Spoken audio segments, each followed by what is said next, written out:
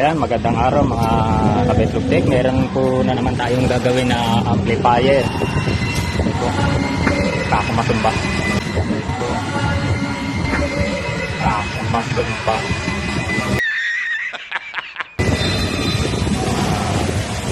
Parang ano na pinaglumaan na ng panahon. Sabi ng may-ari hindi raw kumukonek sa Bluetooth. Ito, ewan ko ba kung saan galing pagawaan ito. Dito na nilagay yung Bluetooth. Tapos yung Bluetooth na to, hindi pa nakaganyan ang kabit niyan. Ewan ko ba kung anong sistema magkakagawa ng huling trumabaho nito. Nakataob pa.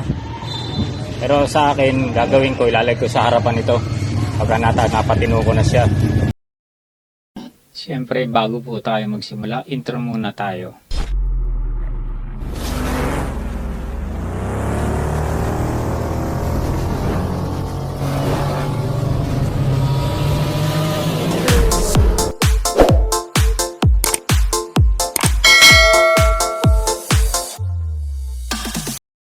Pinalitan na yung mga resistor. Mahina ang tunog nung napagana ko na. Ngayon, pinalitan ko yung kabilang side. Ito yung hindi pa. Ito dumating sa akin. Puro ganito ang mga resistor, yung mga 5 band.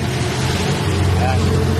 Ngayon, i-testingin natin ngayon kung talagang bumalik na yung dati lakas. Kasi mahina pagka dito sa kabilang side na to. Kahit naka full volume na tayo.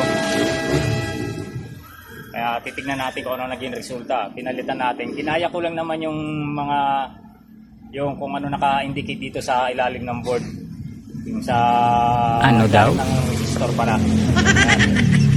Check po natin kung anong nangyari sa ginawa natin. Gamitan natin ng USB.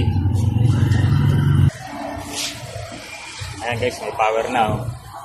Tignan nyo naman pagkakadali yung sa saksakan ng speaker. Mali rin. Dapat dito sa kabila, tapos dito magkadugtong, tapos ito naman dito dapat. Ay, papaguhin ko naman yan. Sigurahan na rin ang ano nito, malamang yung rotary EMD. Lagyan na niya ng sistema. Ito, sira na ito. Pero hindi ko nabubuhayin yan. Papalaki lang gasto sa may-ari.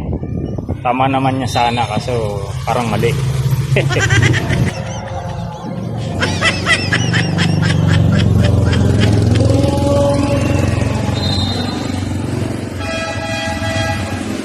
Muna natin tatap sa likuran dito.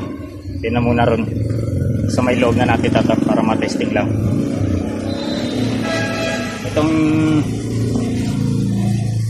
Itong right na to, ito dito yan. Ito, dito. Sabay bagong mga resistor.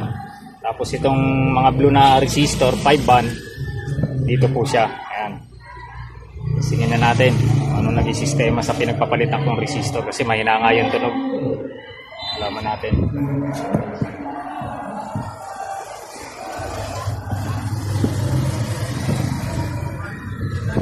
Ito yung dati, volume.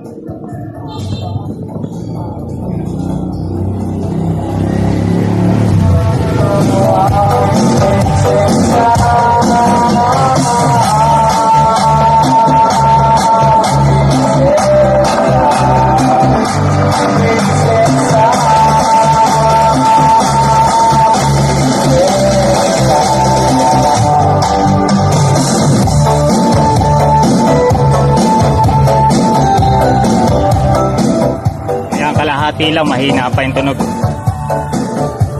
Try natin sa kabila. Ayan, nakakalahati rin yan.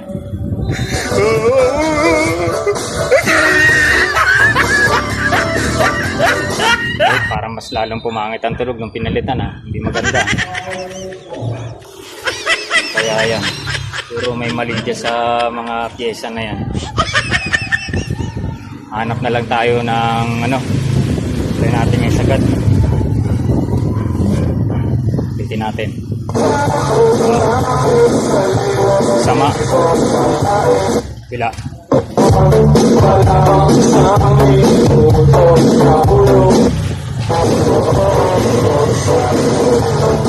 lang guys, may tama yung hindi maganda ron baguhin, kukuha lang ako ng isang board ng ano, kahit luma na board na ano, titingin ako ng 5 auto na ganito. Ako may board tayong pinaglumaan. Hindi natin makakabit na resistor, gagayahin na lang natin. Board na 5 auto original, green pa yung board niya.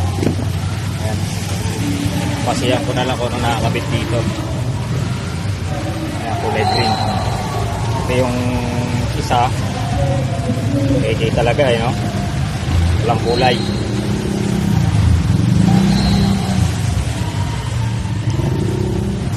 Ngayon, ang tinanggal natin dito, ito yung nakita ko yung kakaiba.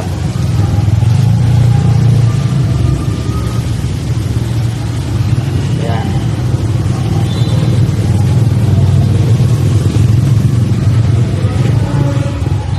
Ayan.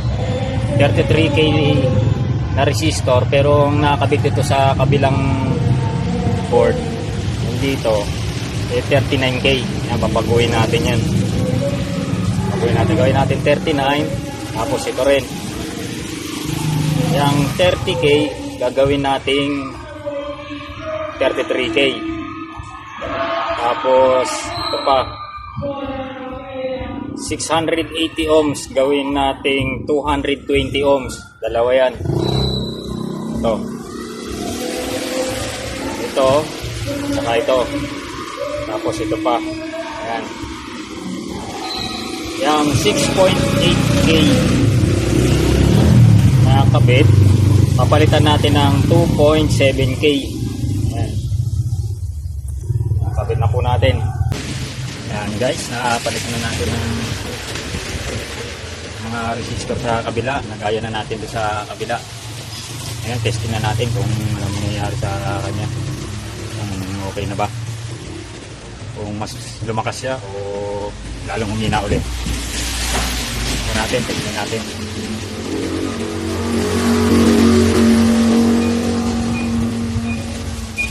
Ganun pa rin. Testing muna natin makina.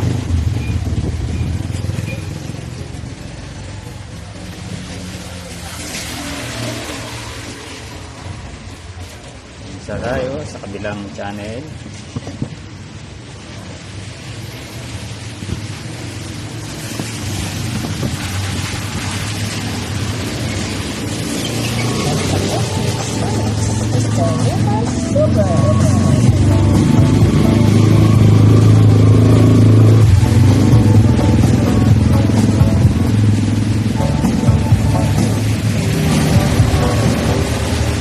Kabilang channel, ito naman sa kabilang channel yan, napalitan na natin.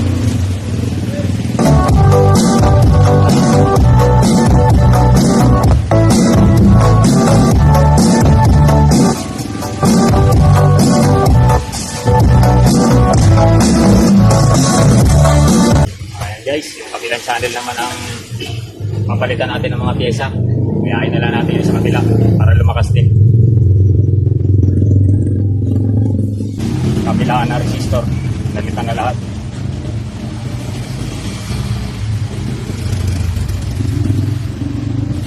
Tignan natin ang mangyari sa kanya ngayon.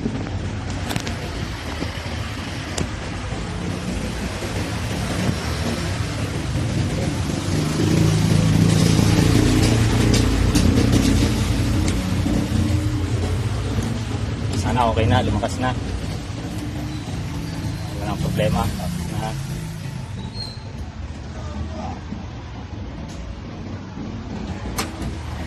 Testing 10 o'clock. Yun. Kabila.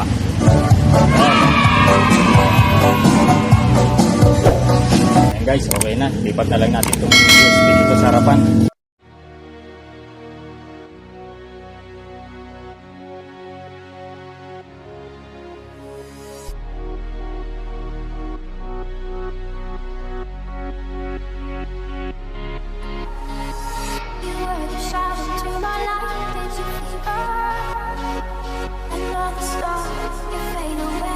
Afraid I fade inside the soul, wanna see you. And I